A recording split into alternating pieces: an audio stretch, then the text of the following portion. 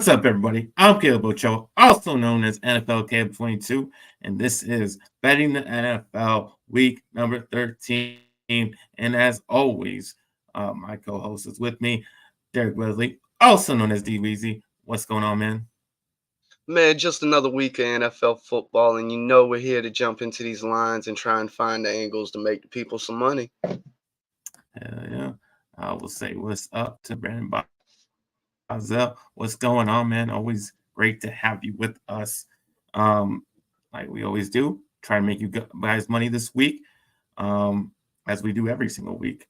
But we'll get into week 13 here soon. But before we do that, we got to look back and see what happened in week 12. Um, and I'll go over that now. Favorites against the spread. We're 12-3-1. Good for the favorites this week. They're at a 52.9% overall at 90, 80, and 10. Home teams, not so good. Away teams were winning. Home teams went 6-9-1 against the spread. And away teams have now taken the lead overall 83, 87, and 10. The home teams are. And they're only at 48% winning percentage there. So a lot of away teams are winning. Oh, and this was the biggest thing that stood out to me. Away favorites were 7-1 in week 12. That was a big, uh, uh, a big lopsided for the away favorites there.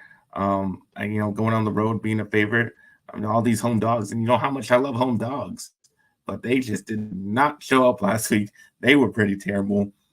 And then another big surprise, the overs were hidden. The overs were hidden. The overs hit at nine overs, seven unders. Still, overall, it's been a big under as we've seen all season long.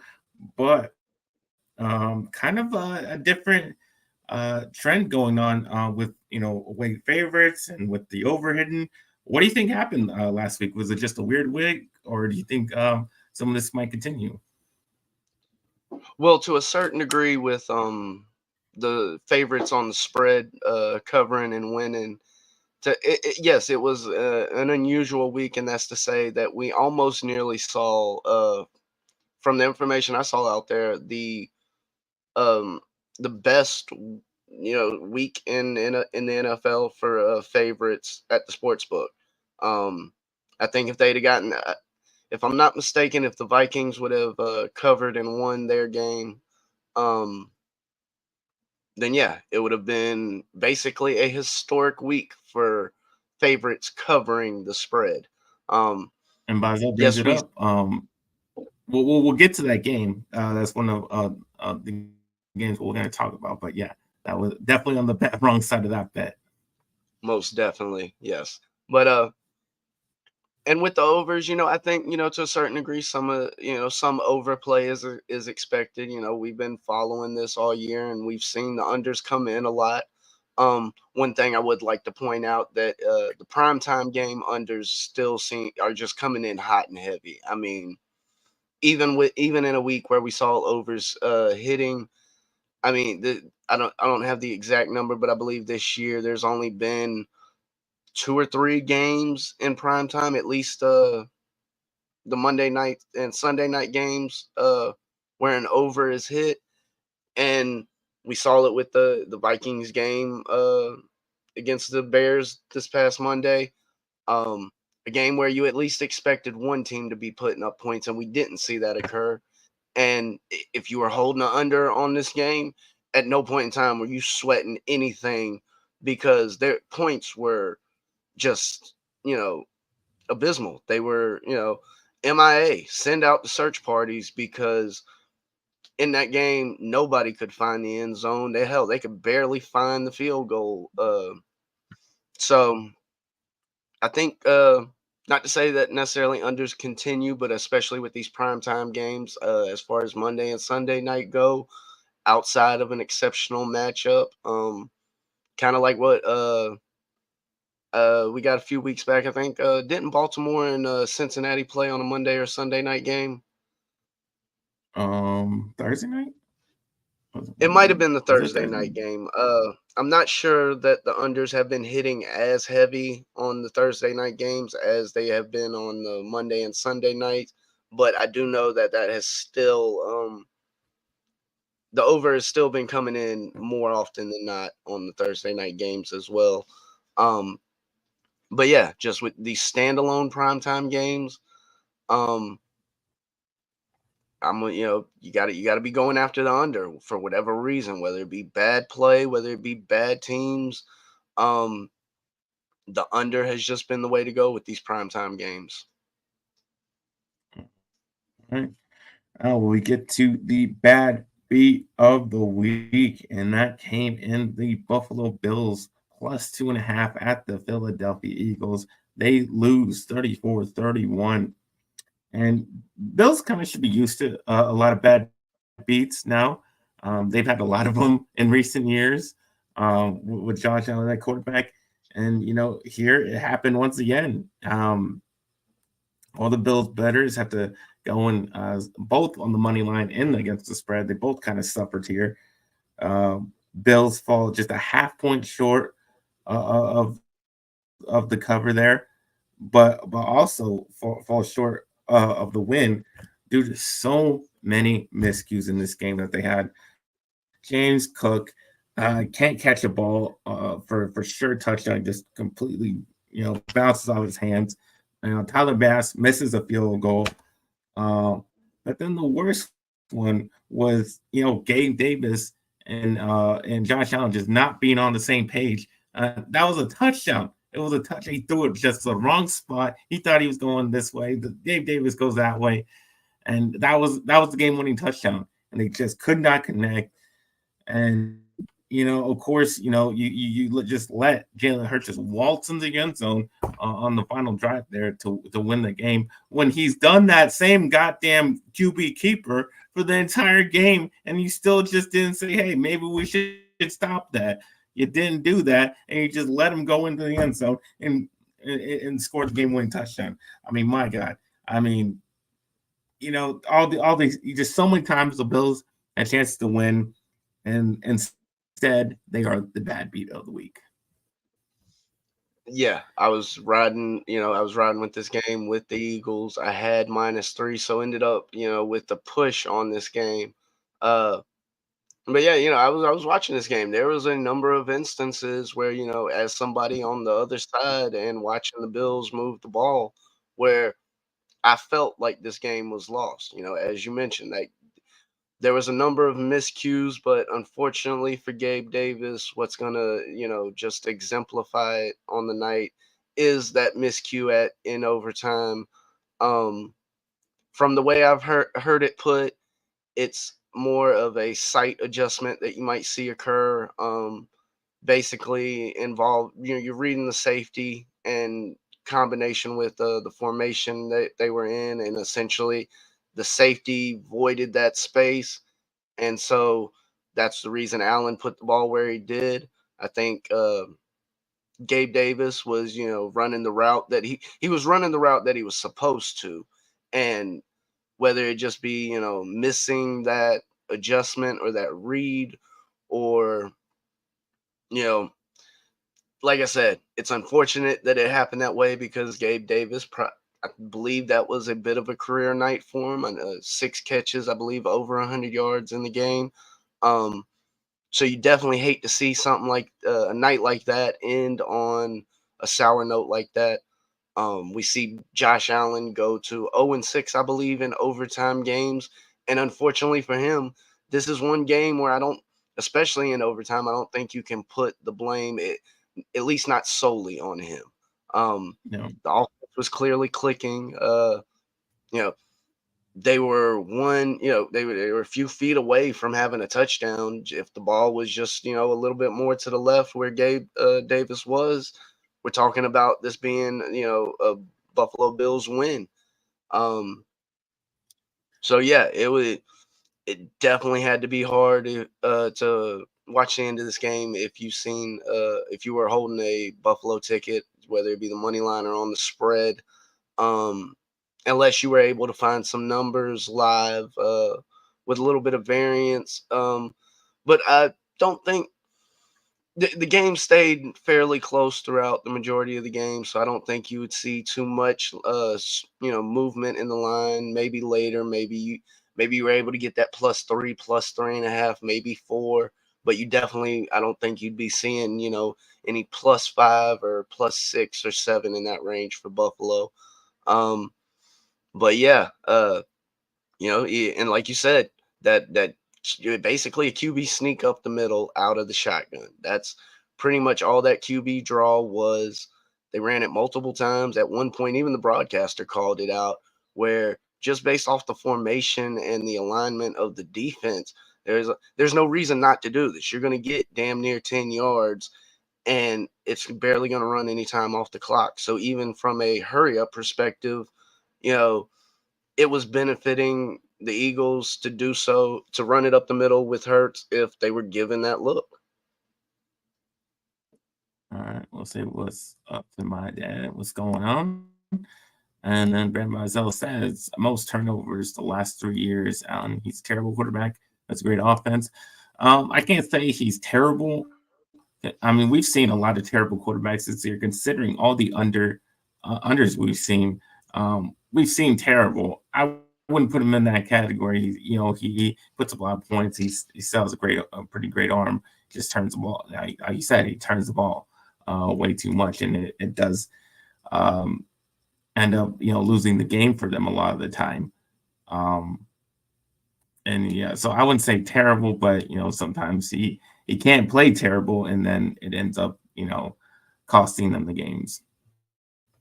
Yeah, and I wouldn't even necessarily go as far as to say they've at any point over the last few years had a great offense. Now, good offense, yes. But every year it seems to be, some of those more minor things that seem to hold back the offense in Buffalo. We saw them fire Ken Dorsey. Uh, and this was after letting go the defensive coordinator earlier in the year, um, in a situation where a lot of people felt that a lot of the blame for the play that they were seeing fell on the offensive side of the ball, and had people scratching their heads a little bit. Um, but yeah, does Josh Allen have the ability to at times play great? Yes. I do think the offense that he has been has helped minimize some of the mistakes and some of the being turnover prone. It can be a bit of a double-edged sword at times. You want that risk taker, that quarterback that's going to try and push the ball downfield, take those shots. But at the same time, you got to make smart decisions with it. And if you're not always making smart decisions, you can find yourself making bad throws that you shouldn't have if you get a chance to second guess it. All right. Now we'll get to the biggest upset of the week. And that came right out the gates with the first game of the week. And that was the Green Bay Packers plus 8.5 at the Detroit Lions. They win it 29-22. Yeah, right away we got started with the Thanksgiving game. Biggest surprise of the week. Packers upsetting the Lions. You know, Josh Love has been playing a lot better. He's shown that he's got some progress since the start of the season. He wasn't playing so well. He's slowly gotten better and better. He goes 22 of 32, 268 yards, 3 touchdowns, and Packers were always in control of this game. They caused a lot of turnovers on Jared Goff. I mean, he fumbled 3 times. He's been a turnover machine the last couple of weeks. Um, and then something you can put your money on every single year, all the Thanksgivings for the past 7 years, is that the Lions will lose on Thanksgiving.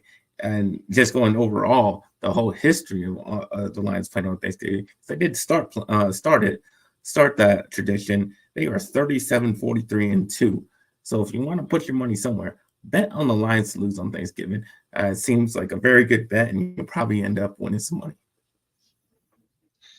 Yeah, unfortunately, it definitely hasn't been a good stretch in the past decade or so for the Lions when it comes to Thanksgiving football. Uh, and hearing that overall record to me, just that goes beyond my lifetime, and I for the majority of my lifetime, the Lions ain't been good. So that means for a stretch, they were awesome on Thanksgiving football. Like just based off those numbers, I wouldn't be surprised if they went on similar winning stretches to what we see in comparison to this losing stretch. Um, Yeah. so it's definitely sad from that perspective because there hadn't been much for Lions fans to cheer for throughout the decade. So I would think at least being good on the Thanksgiving Day game might mean a little extra more, or mean a little extra. Um, but as you said, uh, this was an ugly game for the Lions offensively, especially in the turnover category. It was something I mentioned last week. I wasn't going to be touching any of the Thanksgiving Day games or the Black Friday games, uh, just simply because there's no telling what we're going to get. I think for the most part, with the matchups we saw, they played out uh, as expected for the most part. Um, but by no means do I think anybody really saw Green Bay coming in and upsetting the Lions in the fashion that we saw take place. Right. So it says, can you bet on a particular player to have a turnover? Of course you can. There is all types of bets you can make. That especially is that would probably be an over and under type of bet. It'll say he'll have over maybe 1 or 1.5 interceptions that game. That's probably how they'll lay it out. So you definitely can, or maybe just a half of turnover, which means will he have 0 or will he have 1 turnover? That's basically how you would bet that. That's definitely a prop bet that they give you on pretty much every single game. Yeah, most likely for at every book you're gonna be able to find that prop bet for interceptions thrown. Now, depending on the player, um, this has been a trend that some out there have been riding with Josh Allen that cashes on pretty much every week him to throw an interception. And they can't not put the market up. The best they can do is just keep increasing the juice on the yes. Because with a number like this, it's hard to move it up just simply because okay, ones happen a lot. You might see a 1.5, but you're not. I'd be thoroughly shocked if somebody out there could find a 2.5 on a starting quarterback in the NFL, meaning the book legitimately thinks there's a chance to throw 3 interceptions in this game by Yeah, one quarterback. yeah, Now, if we was talking, 15, 20, 25 years ago, maybe there were some scenarios that existed, but with the play today, um, that's just you're more guessing at that point to even on the chance a game with that many interceptions might occur by a quarterback. Um, Now it would be interesting to see if we could if some books put up any sort of fumble market, to whether it be an yeah. offensive player to have a fumble, because you don't necessarily need the team to recover the fumble uh, to cash this bet if these markets do Yeah. exist. Now I this is haven't seen what particular player for a fumble. It's team fumbles. That's usually what they do at the on sports books, but it's not usually a player. Yeah, I would imagine something that specific might be the type of thing you can find more around championship times, whether you're talking the Super Bowl or maybe and this is purely just speculation, but like with the college playoffs, once we get to the actual playoffs and the final four teams, there's less exposure for the books, and that allows them in some instances to do more with games as far as getting into more props or more individualized stats and performances for players. Right. We'll get into how we did this week. My record wasn't so good. It was just 2-3. But my best pick was Rams -3.5 at the Cardinals. Yeah, I mean, I was when I saw Kyron Williams was healthy for this game, I was jumping all over this bet. I was like taking the Rams right away when I saw that. And honestly, anybody could have foreseen that when you've seen this Cardinals run defense hasn't been very good. I mean, they've been pretty bad against the run. And you could just look at what they did last game against the Cardinals. Kyron Williams had 158 yards last time, so you can even just looked at that and said that, oh, this was going to be a Rams victory, covering easily in this game. Stafford also had 4 touchdowns, but Cardinals terrible team. And I just kind of went with that. I guess Rams playing a little better. They've had a tough schedule. So yeah, I mean, I was extremely confident in this guy and this pick. So yeah, I'm very happy the turnout of that. But how did you do? What was your best pick? Yeah, on the week I went 1-3-1. Of course, had to get that push. You want to talk about a sure bet? I think me hitting a push every week. If it's a flat number, there's probably a stronger likelihood that that game will finish as a push. Um, but yes, my lone win on the week came in the Colts game as they took on Tampa.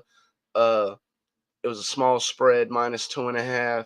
They won by 7 in this game.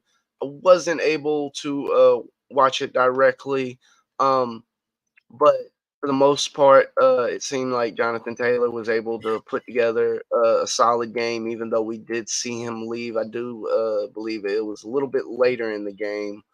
Um, but, you know, it was something I mentioned earlier in the season, Baker Mayfield being a bit of a fade. And even when this offense was clicking, this team was, struggling a little bit to rack up W's. And I don't know if I said it last week aloud, but that spread should have been larger in that Colts game, taking on the Bucks. And it wasn't -2.5. It's happy to jump all over that, taking on the Bucks. And, they easily covered in this game.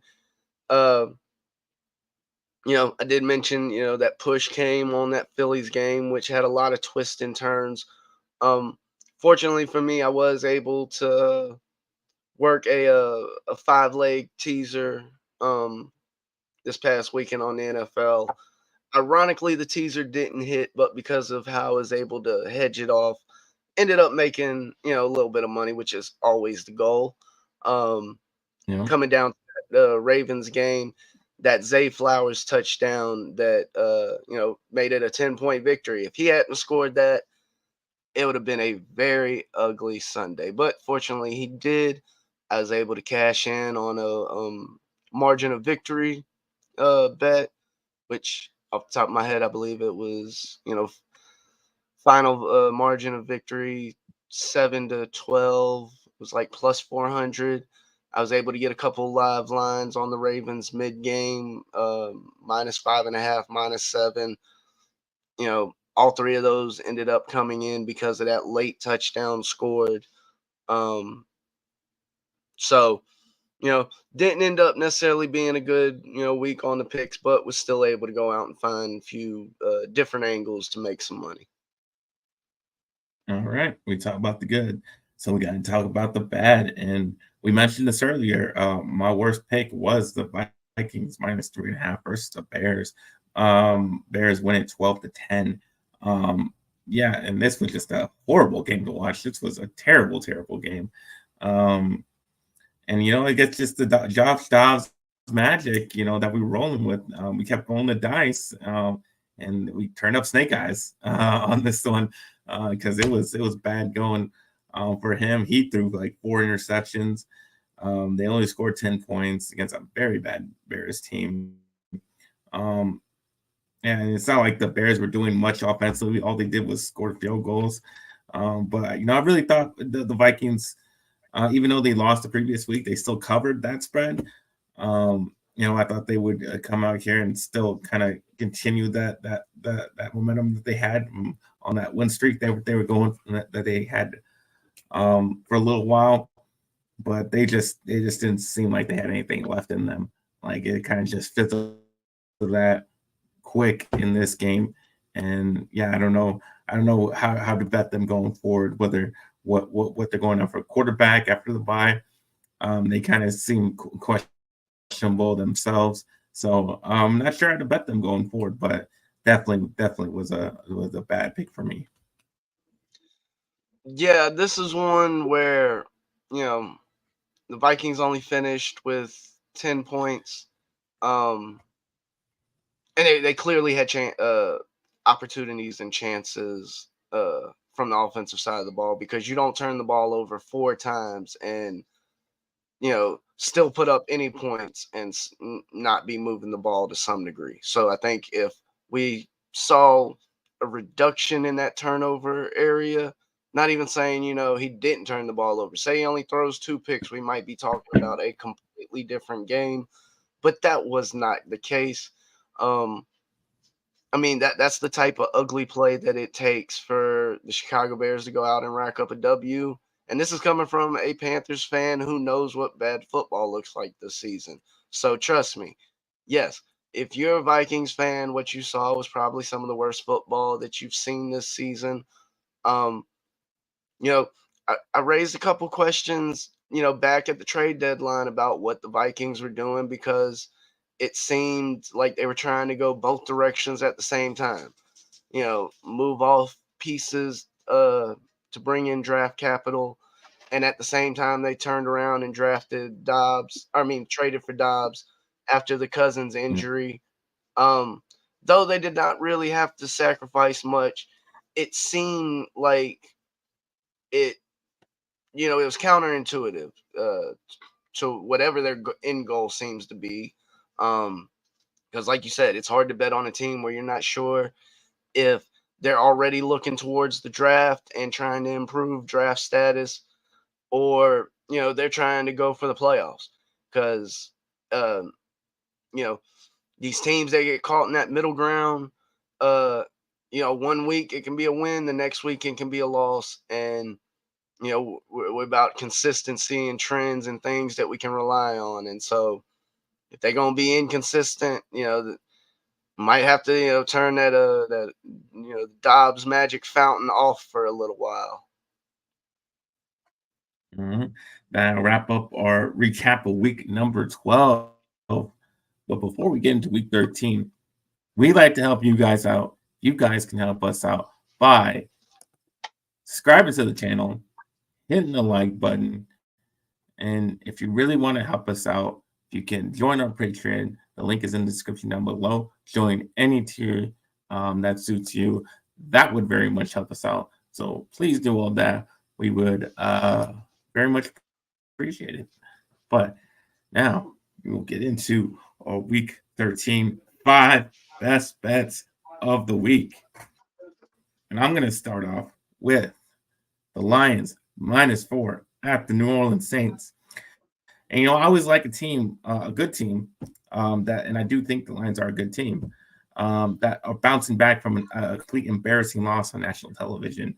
And that's what we saw last week. We saw them get embarrassed on Thanksgiving. And usually those teams, want to come back the next week. They want to erase what they did last week and come out with, just an outstanding performance.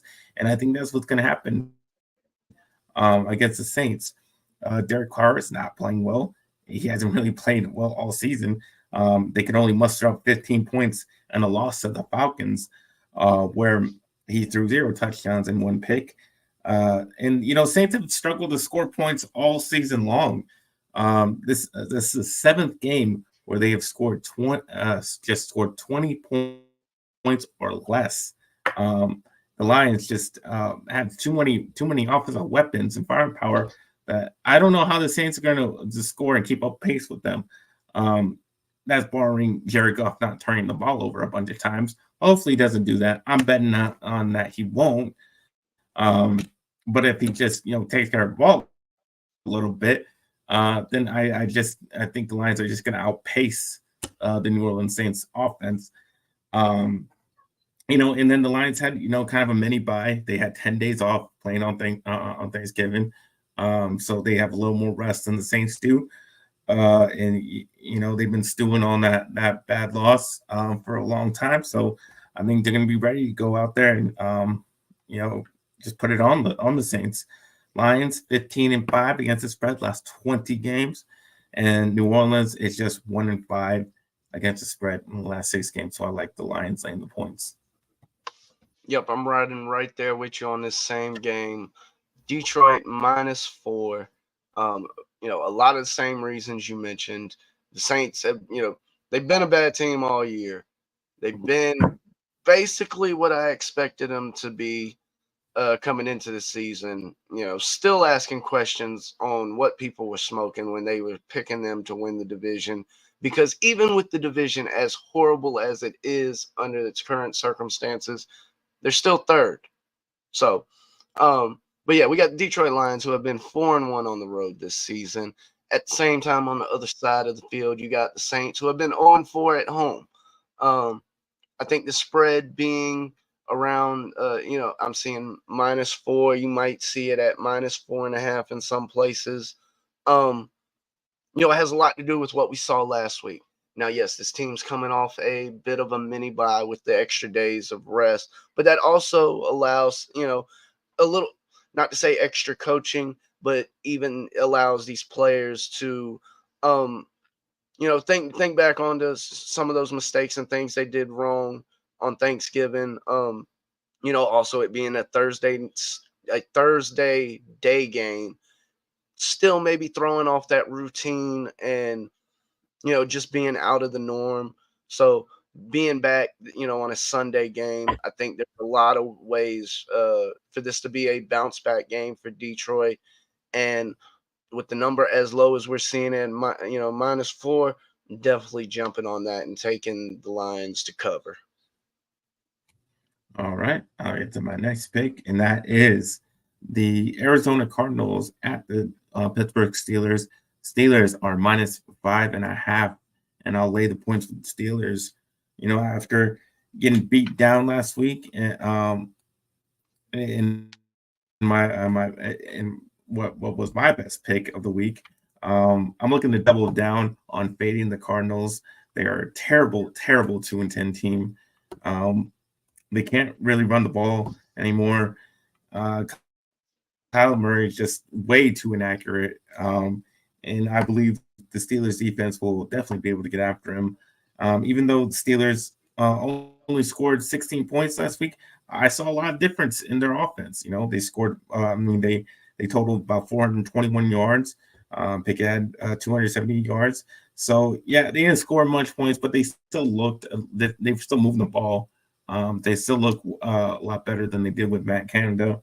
So I think they can build off what they did last week, and especially against a Cardinals team, and that gives up a rushing yards, and we just Rams, and we just saw the Steelers run the ball very effectively and evenly with both Najee Harris and Jalen Warren, and I think these two backs can go off on them just as Kyron Williams did. I think this is a similar type of thing that they can do there.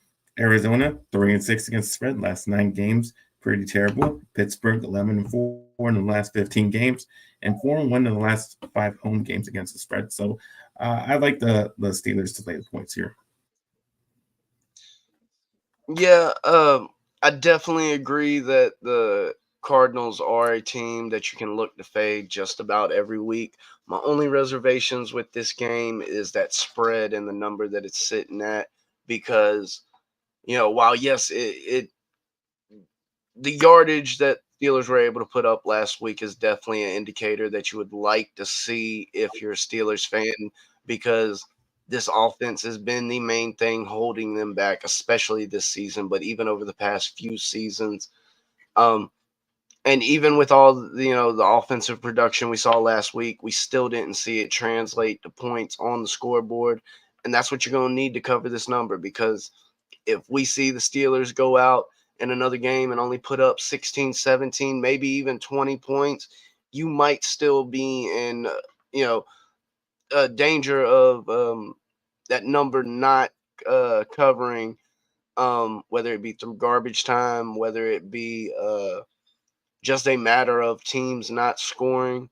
So I can definitely, get behind the logic of fading the Cardinals in this game. They're, you know, a potential area to maybe look at if you're trying to back the Steelers in a way. Maybe looking at some of the rushing props for their running backs, because as you mentioned, the rushing defense for the Cardinals has been bad this season. I'm willing to bet if we go back and look throughout the season, we'll find more than a few running backs that have had maybe not standout success as far as the season goes, but when you look at those running backs week by week, I wouldn't be shocked if we found a little bit of a increase in production for those that were taking on the Arizona Cardinals. Um, so, if I had, if I was forced to, I think I'd go with the Steelers in this game. But I think, as I mentioned, my main worry is, do they put up enough points to cover? Now, going into my second pick for this weekend, going to the Indianapolis Colts as their very slim favorite, taking on the Tennessee Titans. Um, we saw it last. I was riding with the Colts last week. I've been on the Colts a few times this year. Not to say that it's Minshew magic, but clearly the team, they're able to do enough offensively. Now it does look like that they'll be without Jonathan Taylor for a majority. If not, I would expect for the rest of the season. Um, but even still, I think what we've seen out of this Tennessee team, if Derrick Henry is not moving the ball, it, all you have to avoid is the deep pass. Not to say that they won't be able to get some of the passing game working. But throughout this season, I mean, we've pretty much seen the same story consistently. If Derrick Henry isn't out there producing, uh, the offense just isn't able to keep up.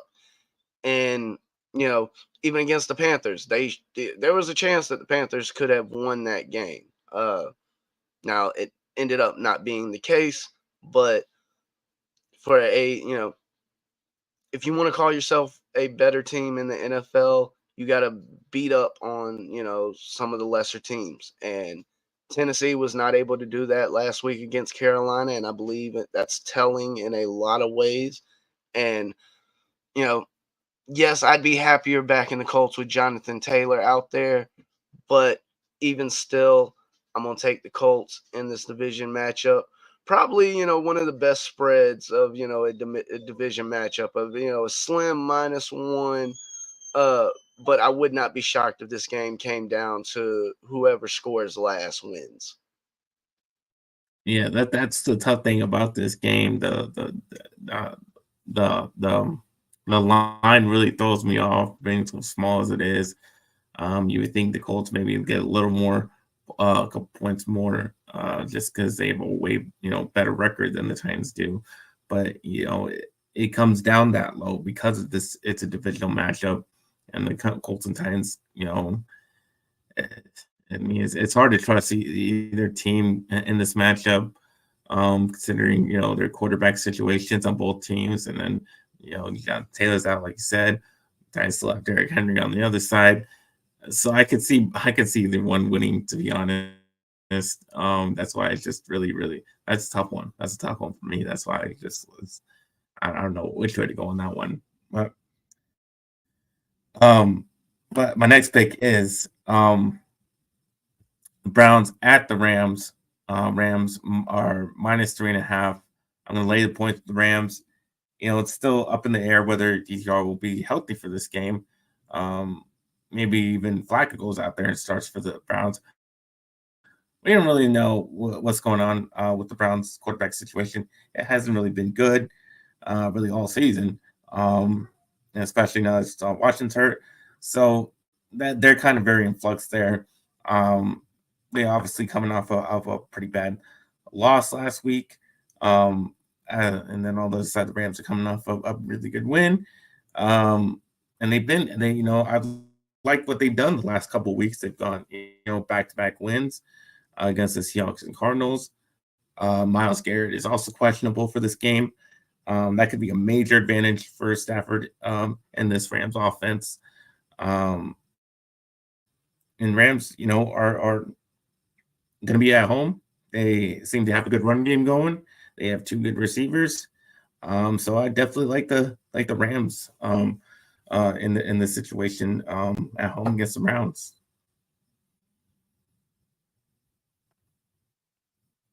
Yeah, I'm mute. Yeah, I'm mute.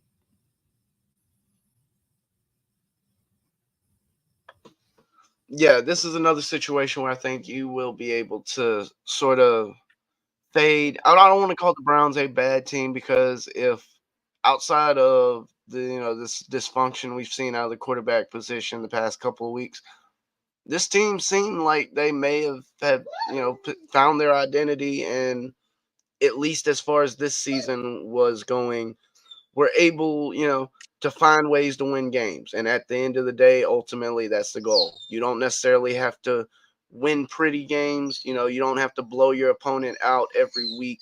But as long as you're racking up W's, that's all that matters. And so I do think, moving forward, even if we see Watson get out there, just with the level of dysfunction that we've seen out of this team so far, uh, and I'm not. I wouldn't have faith in Watson. Just from what we've seen, and so yeah, I would have to definitely go the other way in this matchup. Now to move into my third pick, I'm gonna go with a team that, at least from ATS aspect against the spread the past couple of weeks, they found themselves on the losing end. But I'm going to Miami minus 9.5 as they take on the Washington Commanders. Um, I don't think there'll be much of a factor. A warm weather team going up into DC this weekend. Um, and part of that being, while the Dolphins have had, a very exciting past game, at the same time, we've seen them uh, maintain a dedication to the run game and have the ability to run the ball. Um, and as we move into some of these colder months and situations where you might have to, not to say handicap the game because of cold weather, but one of those small factors that you may have to add in when looking at some of the more minor characteristics of a game. And I think their ability to be able to run the ball is something that, if need be, they will lean on and not be afraid to lean on. I think with some of these teams, especially when you start talking about some of the more high-powered offenses we've seen over past years, the production is a little dependent on the passing game, whether it be through tight ends or wide receivers. It's still dependent on that passing game being successful. And I think at times we see those coaching staffs have a slight fear to lean on their run game. And with Miami, I don't think that's the case. So even, I do think they come in and blow out the Commanders in this game. Just, you know, the Commanders' defense was bad before they got rid of their two best players on that side of the ball. Um, yeah, I mean, I don't think there's much about the Commanders that is going on that would make anybody want to back them from a betting perspective. Um, and they even find themselves playing worse at home than on the road, as they're 1-4 at home, while only 3-4 away from Washington. So, you know, yes, I like to avoid them double digit spreads, so I'm glad I got this one at 9.5 before. I expect this to at least go up by half a point or at least a full point, if not more, by the time we get to Sunday. Yeah, the only thing that really carried me away from it was the spread. It's really big. So I kind of shy away from that. But otherwise, yeah, I think definitely the Dolphins have a great opportunity to blow them out.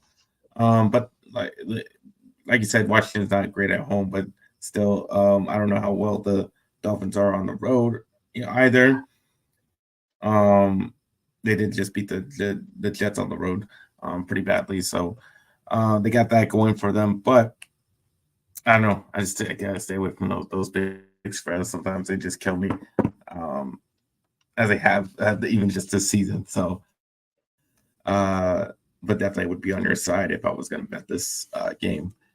But my next pick is the Kansas City Chiefs at the Green Bay Packers. I'm going to take the Packers +6 at home. Um, yes, picking against the Chiefs again.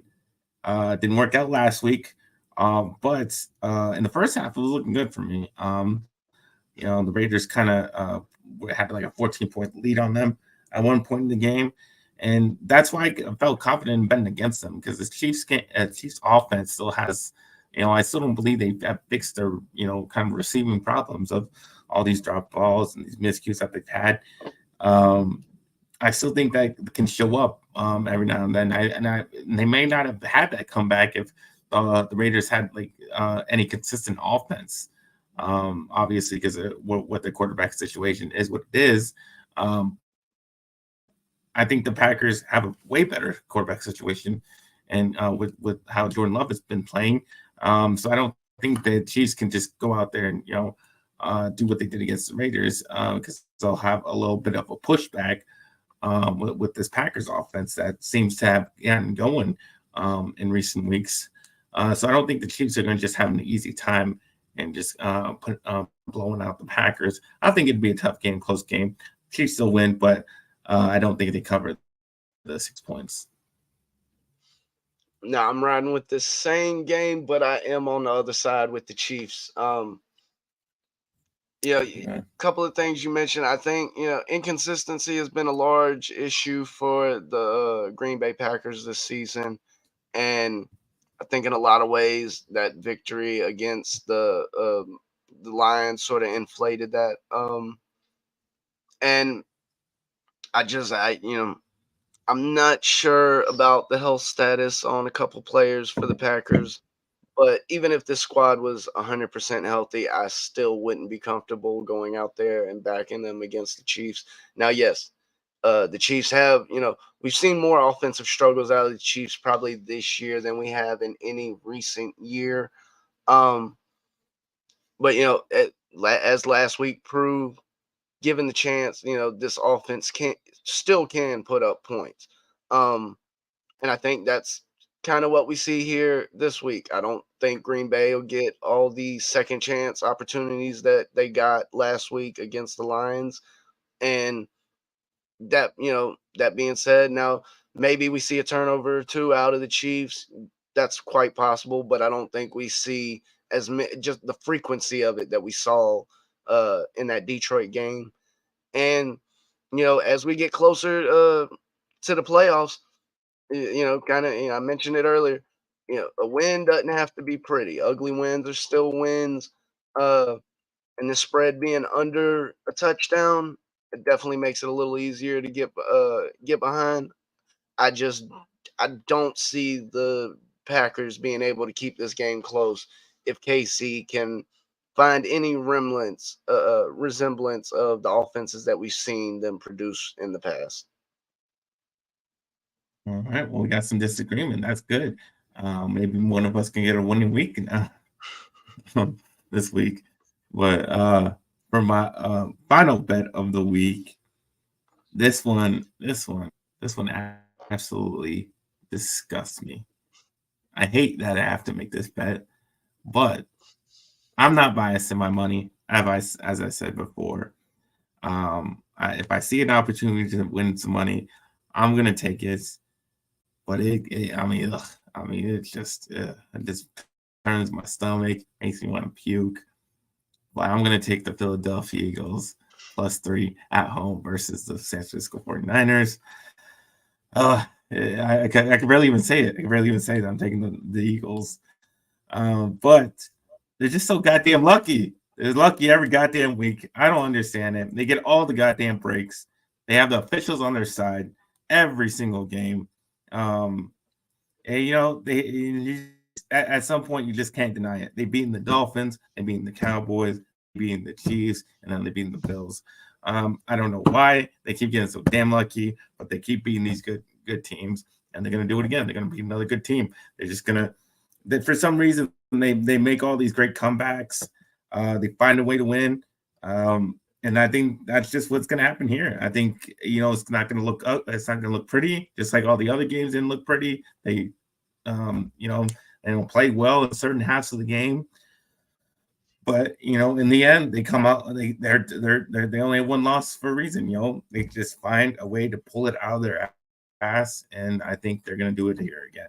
For what reason? I don't know. They just do. But also, 49ers haven't been so good against the spread lately. 2-4 in the last 6 games. Eagles 4-0-1 against the spread in the last 5. So taking the Eagles, but I don't feel good about it. I'm just so disgusted with myself. Well, I'm riding with this exact same play. So, you know, it might be time, put the people on alert because that does make 3 games, two on the same side, one where we differ. But yes, I'm riding with the Eagles in this game, whether it be luck, the tush push, whatever it may be. This team has figured out how they need to play to win the game, and you know, kind of in line with there's a little bit of freedom that comes with that when you know what you need to do to get the victory. That we've seen this team win some of the lower scoring games they've been in. We've seen them win games like last week where it was a bit of a shootout, got pushed to overtime, and even in overtime, didn't back down from the challenge because if I'm not mistaken, um, they forced a punt from the Bills before the Bills scored their field goal. Um, but yeah, so this definitely makes this team dangerous. Um, I think their defensive line will be able to at least bother Brock Purdy. I don't know. It's hard to say how many potential sacks or something like that may come into play because Coach Shanahan scheming protection and especially utilizing the run game is something that he is an expert at. So you know it could be the defensive line moving Brock Purdy off his spot, rushing him, not letting routes develop. But I do think this defensive line will, for the Eagles, will have a strong effect on this game and how it turns out. Uh, I do think they slow down the run game that we've seen out of San Francisco. Can they keep seeing? That might be a good bet to look at. The under on CMC to score a touchdown because I'd be shocked if they're putting that number in at 1.5. Um, you're looking at probably a good plus number on CMC not to score a touchdown.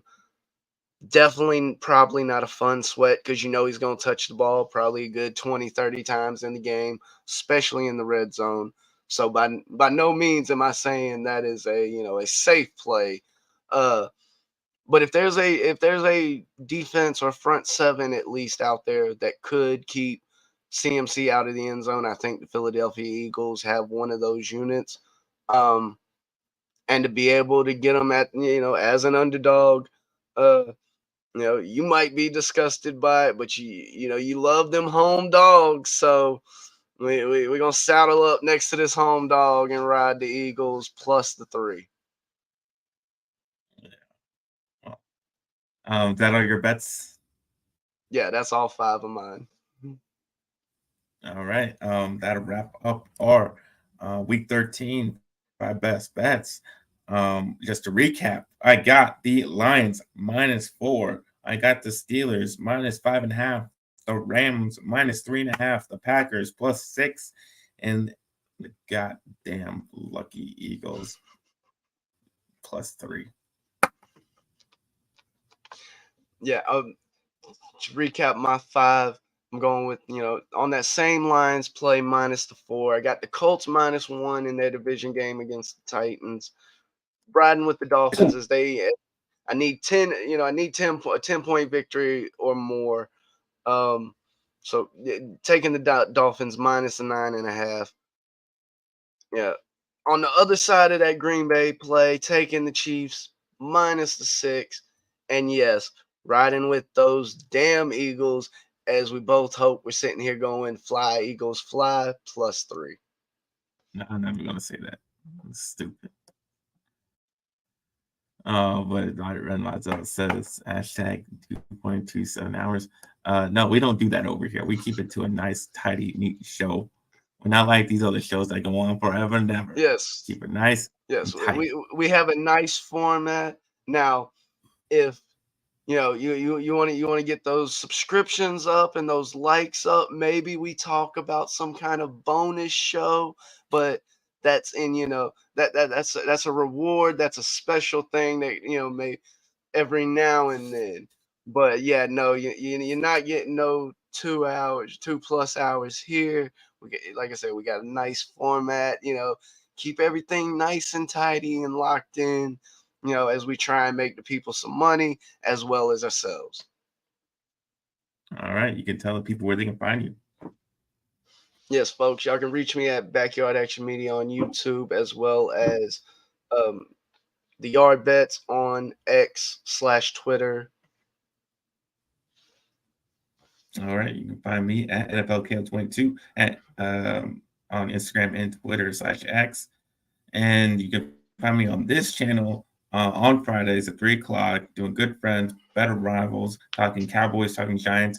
We will be recapping the Thursday night game of Cowboys Seahawks, as well as the Giants game. I have no idea who the Giants play this week. But we'll be Are they on a bye recapping this that game week? as I think maybe my let's see. Yeah, I think they are on a bye. Oh man, But we will yeah, recap what happened. it's the We're gonna best week recap in Tommy the DeVito's win Giants against. season. Yeah, we're still gonna recap the Giants' win over the New England Patriots last week, and talk Tommy DeVito. But since there's no preview, but this week since they haven't bye, we'll still be going over the preview of the Cowboys game next week versus them goddamn Eagles.